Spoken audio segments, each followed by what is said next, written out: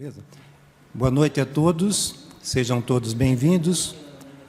A Comissão de Orçamento, Finanças e Contabilidade da Câmara Municipal de Tietê se reúne nesta noite em audiência pública com a finalidade de demonstrar e avaliar o cumprimento das metas fiscais fixadas na Lei de Diretrizes Orçamentárias para o terceiro quadrimestre de 2024, em cumprimento ao disposto no parágrafo 4º do artigo 9º da Lei Complementar Federal número 101, de 4 de maio de 2000, Lei de Responsabilidade Fiscal.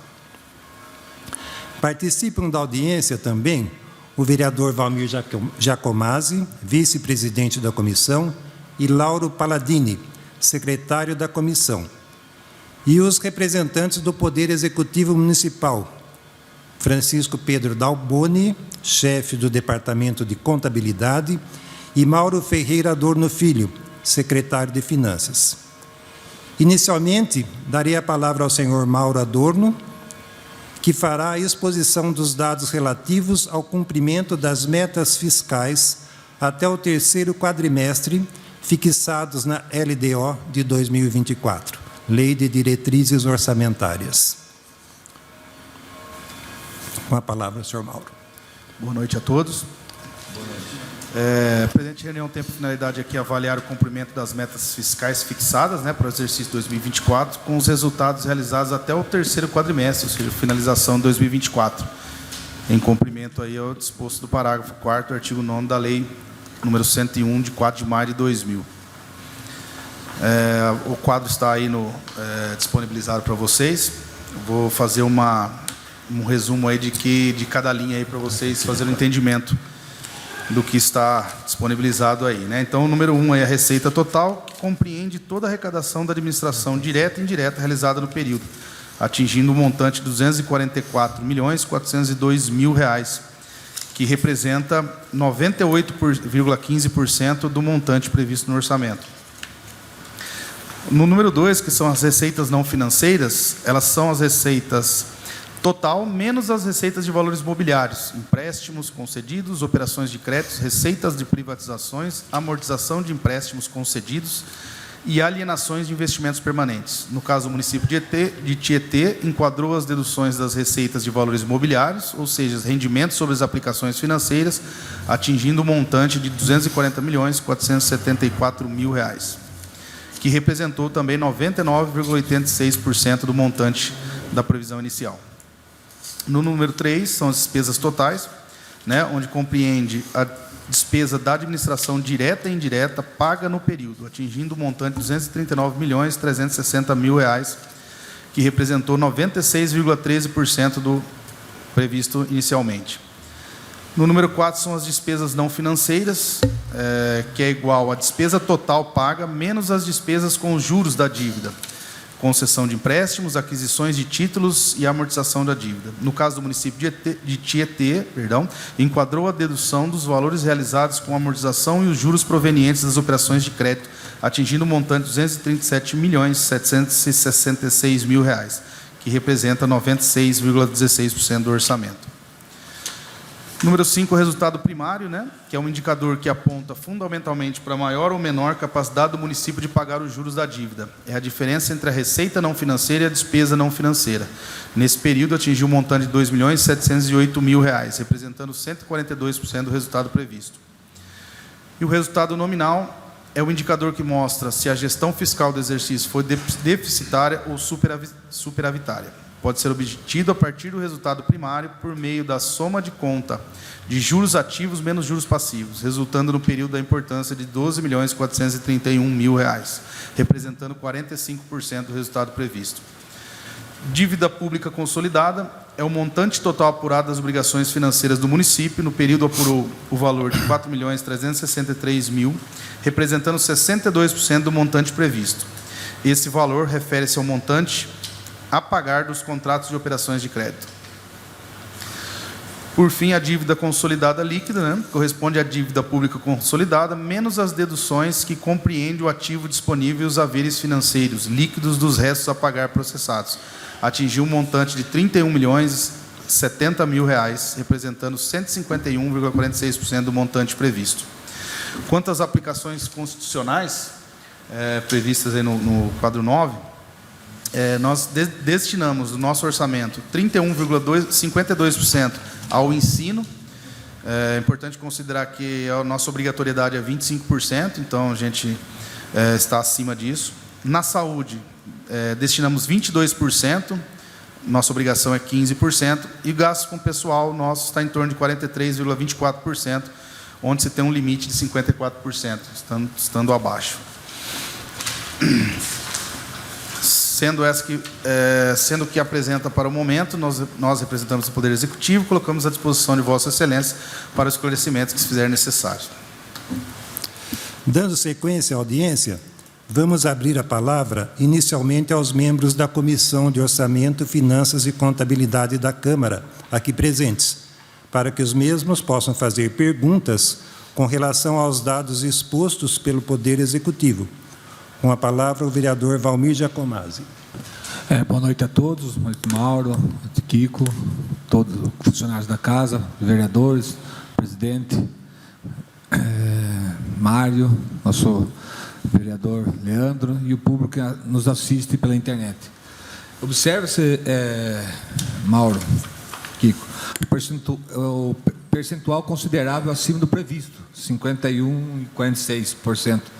Vencidos e a vencer? Você quer explicar, Kiko? Esse índice refere-se à dívida consolidada líquida. A metodologia utilizada para chegar nessa importância é o seguinte: é a dívida fiscal menos as disponibilidades. Então, esse valor, quanto maior ficar negativo, ele é melhor, entendeu? Então, na verdade, aqui é um resultado positivo. Ele sobrou mais do que estava previsto no orçamento, entendeu? Muito obrigado.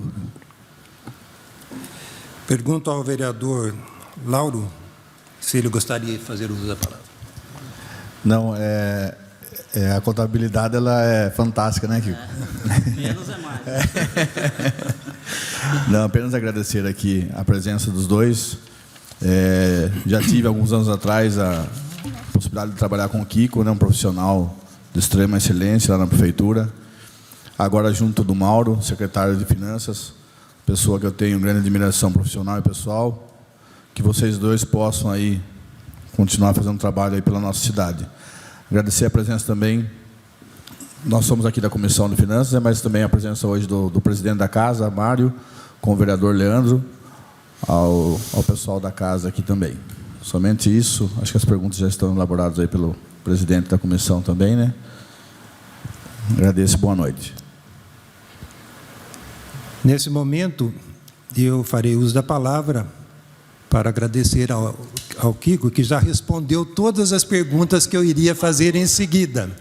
É o que ele disse, a contabilidade nos reserva surpresas.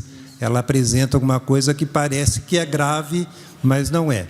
Então, mas eu vou fazer as perguntas da mesma forma, para que o Kiko fique à vontade para esclarecer. Então, a primeira pergunta: qual seriam as causas principais desse resultado?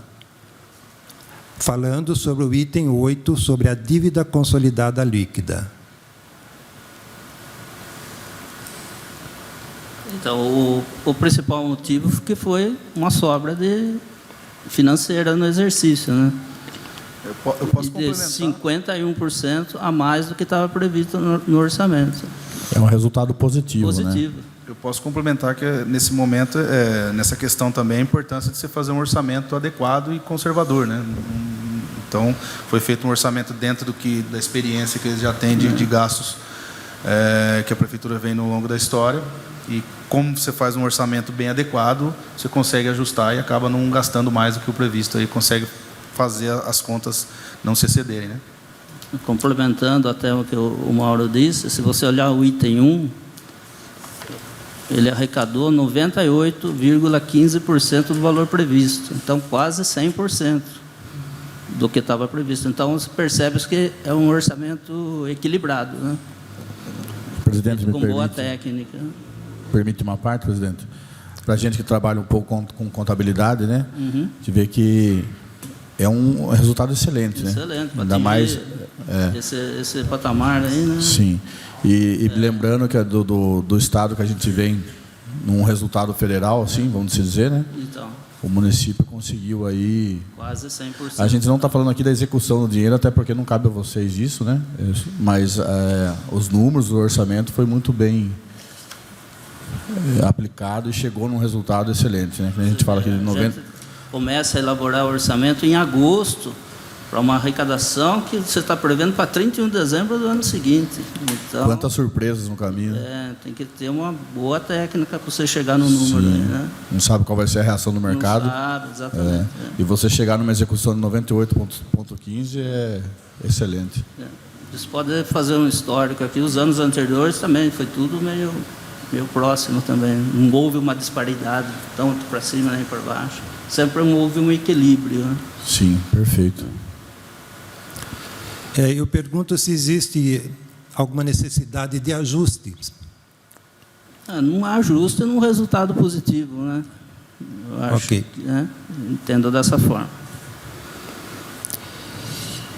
E se há alguma implicação nesse resultado? Não, porque é positivo, né? Se não houvesse nenhuma despesa com dívida, ele estaria a disponibilidade inteira aqui nesse valor como negativo, né?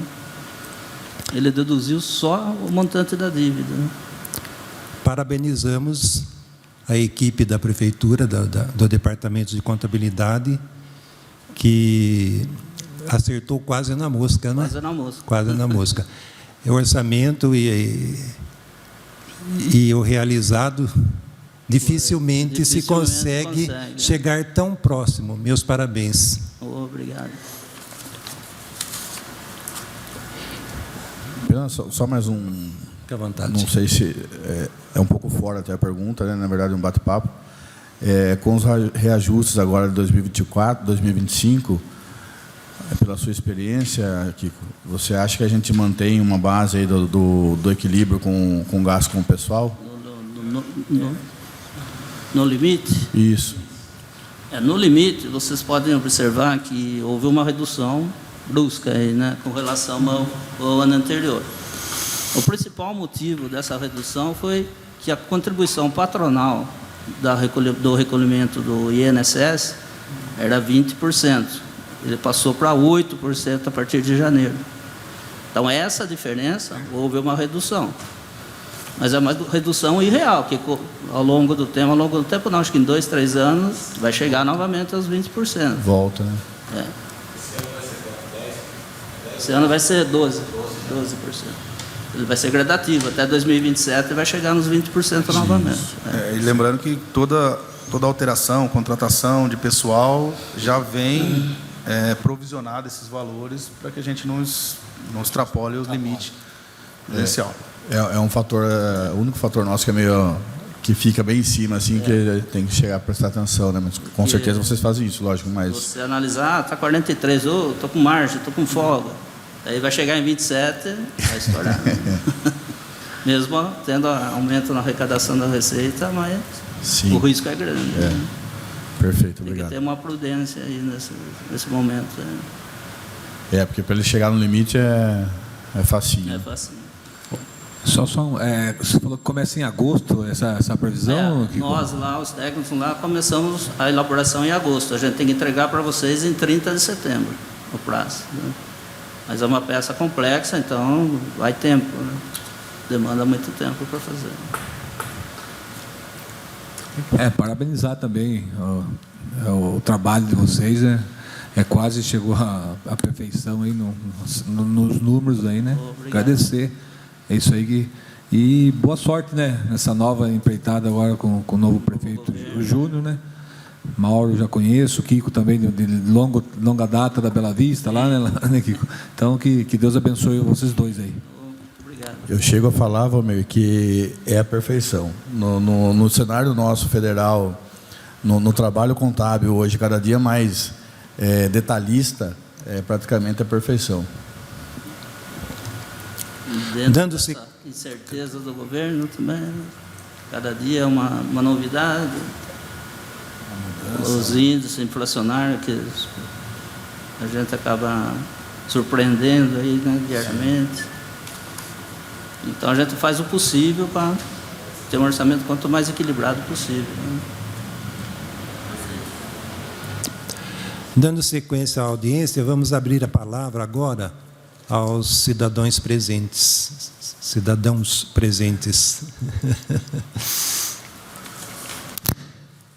Uma única pergunta rápida para ilustrar mais em relação aos investimentos com o pessoal. Você falou que a redução também se deu por conta dos valores patronais, né? Que houve essa escalonagem, mas só os valores patronais ou também houve nesse último quadrimestre uma redução de pessoal, né? Não, só para de pessoal, de chefia ou algo do gênero. Eu não tenho essa informação, porque o meu departamento é contabilidade. Sim. Mas deu para sentir uma redução de horas extras, isso aí foi isso que refletiu também, tá? Sim. Mas de número de pessoal, não tem esse controle. Não houve trocas de cargos de chefia, redução nesse quesito, não. Houve realmente, além da questão de índice da INSS, né? INSS, houve essa questão das horas da extras. redução de horas extras, principalmente em cargos que não exigem que seja feita hora extra. Sim, é claro que a gente está falando do último quadrimestre de 2024. Não tem como comparar com o início agora, né? Porque o janeiro é um mês muito estável, né, para você balizar alguma coisa, né? Até fevereiro é muito estável. Porque eu questiono isso porque a educação é o principal da folha do pagamento, né? E durante o ano de 2024, muitas contratações não foram feitas como contratações, e sim aulas eventuais, que incidem valores menores, né, de contrato, vamos dizer assim, ao meu entender, né, vendo a análise.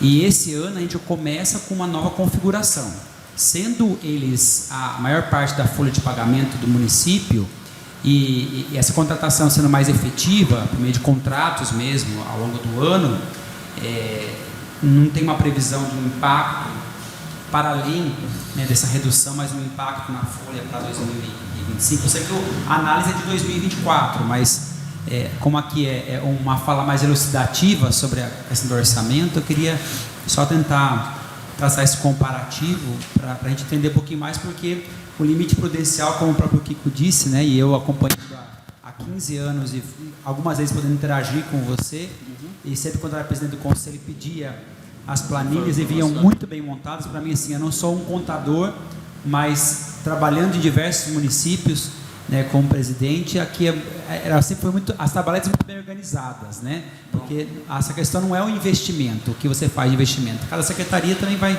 apresentando as demandas, mas eu que tem quase uma perfeição mesmo nessa organização.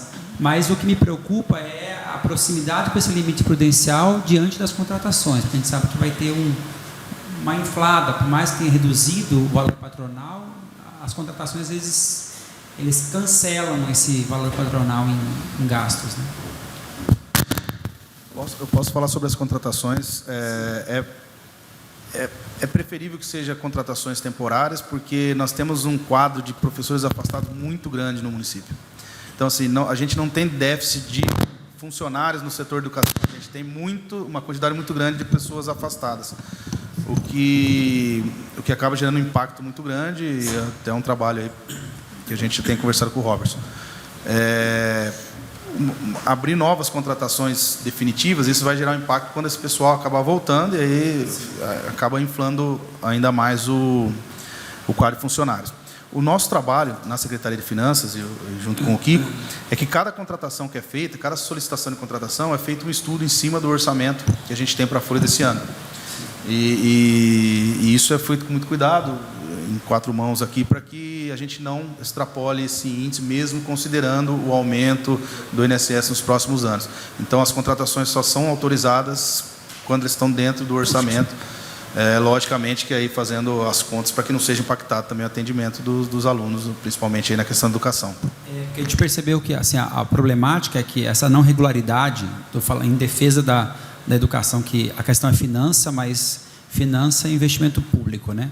Nós tivemos essa lesa porque esses profissionais que são contratados sem um contrato específico, eles não têm algumas obrigatoriedades legais. Por exemplo, o planejamento, a avaliação. Então, são várias ações que eles não têm a obrigatoriedade de fazer, uma vez que não recebem o DSR, não recebem uma série de questões, então eles acabam relegando. Muitos fazem, claro, tentam fazer o máximo que podem, mas eles não recebem o HTPC, o HTPE. Eu falo isso porque eu sei que a luta vai ser do outro lado, que se mantenha essa contratação dentro do que é esperado, mas eu preocupo também com o impacto que isso pode exercer sobre o limite prudencial, né, para chegar perto desse limite prudencial aí. Era algo que, para mim, impactava. Eu sabia da redução dos impostos, mas era algo que me preocupava mais do que a redução, porque a redução vai ser escalonada. Você tem um planejamento, né, consegue planejar a longo prazo. Agora, a contratação, às vezes, é muito volátil diante dos afastamentos que são cada vez mais constantes e impactam muito a folha, né? Você vê, essa audiência que a gente está fazendo, referente ao terceiro quadrimestre. Mas ela é acumulada, é até o terceiro quadrimestre. Nós vamos fazer o primeiro, o segundo, sempre acumulado, e o terceiro pega do ano todo. Então, esse pessoal contratado, eles foram contratados também em 2024, entendeu? Então, talvez não surtisse nenhum efeito agora em 2025 também, entendeu? Não, mas o que eu digo assim, a modalidade de contratação deles foi diferente. Eles eram o que a gente chama de eventuais. Eu entendi a sua Você preocupação. entendeu, né? A sua preocupação está mais na qualidade do ensino do que no mas valor. E também nos valores, de certa forma, porque uma vez que ele, por exemplo, se eu vou lá, eu tenho um professor, ele trabalha 20 horas semanais. Se ele trabalha como eventual, ele vai ganhar por 20 horas semanais. Se ele tem um contrato, ele ganha por 30 horas semanais, mesmo não tendo dado 20 aulas presenciais. Por quê? Porque daí vem 30%, que é 33%, que são de horas fora da sala. Então, eu tenho um aumento de 33% na folha de pagamento dele, porque a modalidade da contratação é diferente. É isso que eu estou falando, entendeu? Porque esse impacto vai reverberar na modalidade de contratação. Então, se eu tenho o contrato de um eventual, ele é muito inferior ao contrato firmado de fato com o professor. Então, ele pegou o que não aconteceu muitas vezes no ano passado. Então, o professor entrou em licença, ele ficou, né, durante esse período, né? Não, mas isso totalmente legal. Eu não estou colocando isso em pauta, porque a questão é financeira, né? Mas eles pleitearam essa questão da legalidade. Até mesmo a forma de contrato que existe hoje tinha que ter um hiato aí, mas por conta de educação é prioritário, então esse hiato de 6 meses, que até algumas prefeituras fazem, a gente não respeita, porque senão não tem professor suficiente. Então, a gente não vai ao pé da letra, mas essa questão é uma questão que os profissionais pleitearam, não digo de forma errada, mas a partir do momento que eu optar, que é o que está acontecendo nesse início, por uma outra forma de contratação, eu estou aumentando em 33% o custo, assim, sendo bem raso, né? Eu não sou matemático, nem contador, nem economista, mas se eu tenho um aumento de 33% no salário que ele vai perfazer, né, nesses vencimentos, consequentemente isso vai impactar a folha. Então, se eu converter todas as contratações de pessoas afastadas em contratações nessa modalidade, que seria a modalidade legal, correto, porque alguns deram aula como eventual o ano todo, trabalhando de segunda a sexta, não perfazendo os direitos e não ganhando esses adicionais. Eu estou falando aqui uma coisa que é clara e Kiko, às vezes, não é do RH, né, da contabilidade, não busca se inteirar, mas você pode ter até ouvido isso, essa questão, mas era algo que me preocupava, porque eu sempre trabalhei nos conselhos e a nossa grande preocupação é, porque todo mundo fala, eu quero aumento, quero isso, aquilo. Eu falo, vamos ver o 52,3, vamos ver o limite prudencial, porque é 54, mas a gente sabe que chegou no limite, o Tribunal de Contas começa a notificar. Chegou nos 48, o Tribunal, limite de alerta, começa já a notificação. Chegou no 52, começa a multar se tem muito contratado, inclusive. Né? Eu passei por várias situações como essa em Serquilho, por exemplo, e aqui no passado.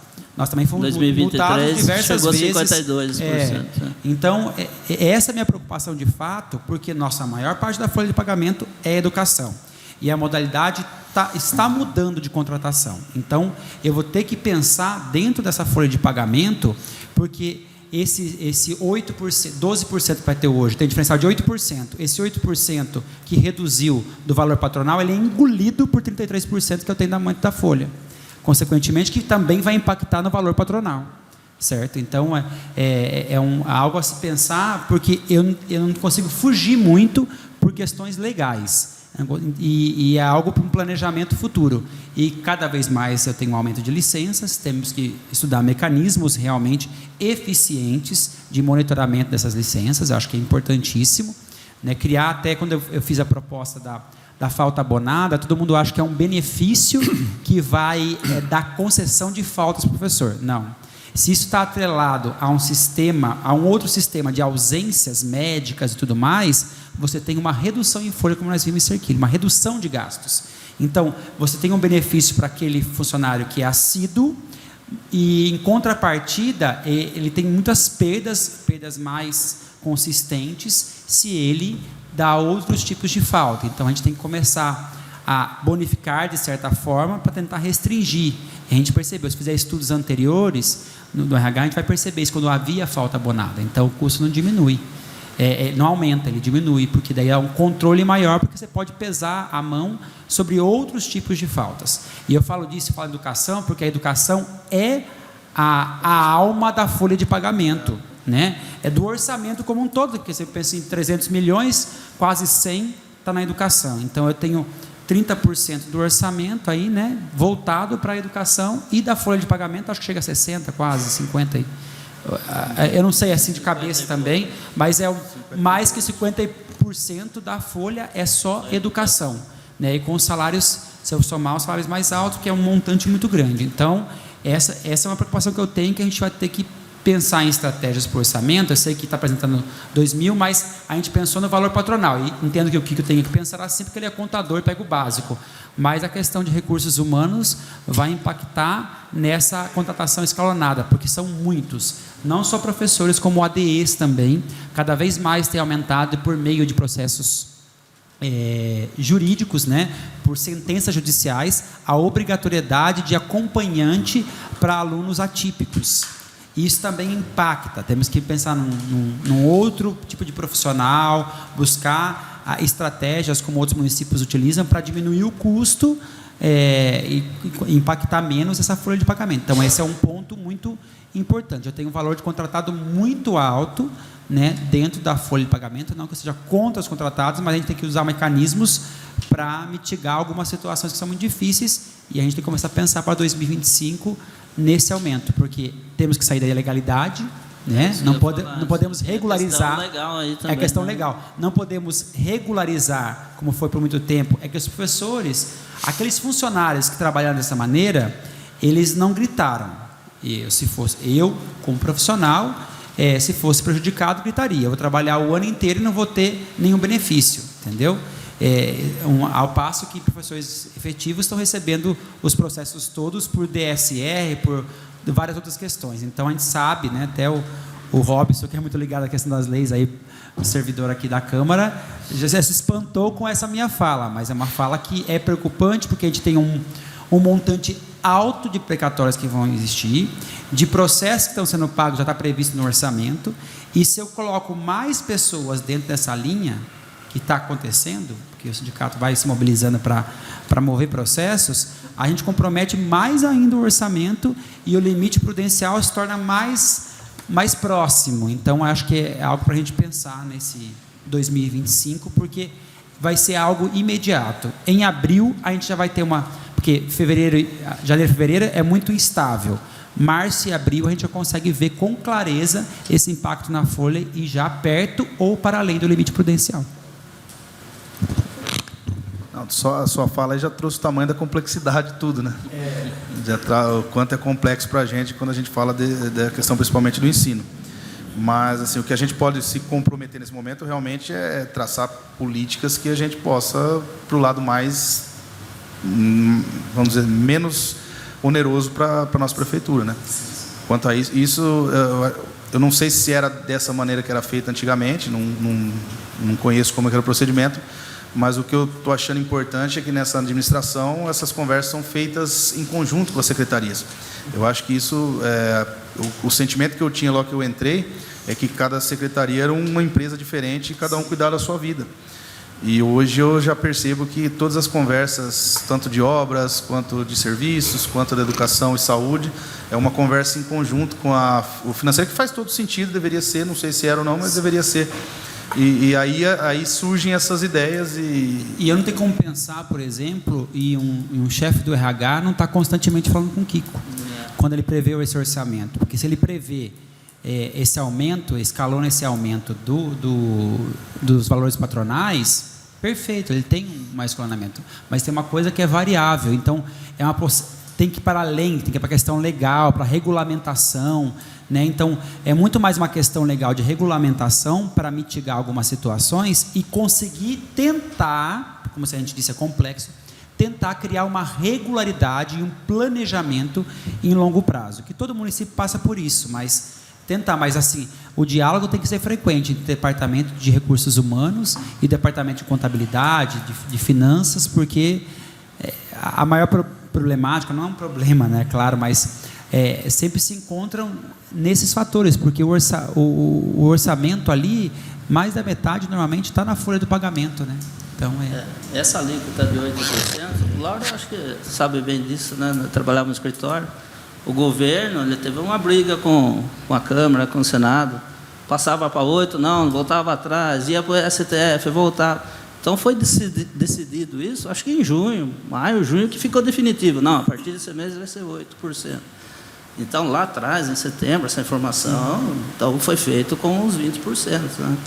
Esse ano aqui para 25% já reduzimos para 12%, porque já tinha essa informação para o ano que vem também. Mas lá atrás, decidiram praticamente em maio, junho. Não entendo, você já é surpreendido por essa informação.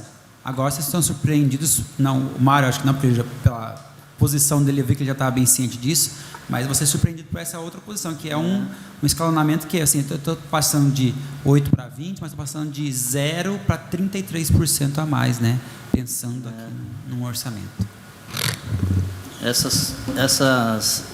Essas informações, na hora de fazer o orçamento, tem que ser tudo pensado, tudo calculado, né? Então, é mais um fator aí para complicar, né? A elaboração. Mais alguém gostaria de fazer alguma pergunta ou alguma observação com relação ao que foi tratado aqui na audiência?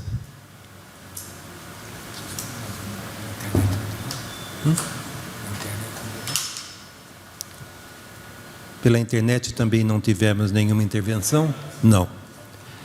Como ninguém mais deseja fazer uso da palavra, eu gostaria de agradecer a presença do Mauro e do Kiko, que representaram aqui o Poder Executivo na audiência, bem como também a todos que participaram aqui e nos acompanharam também via internet. Uma boa noite a todos. Está encerrada a audiência. Muito obrigado.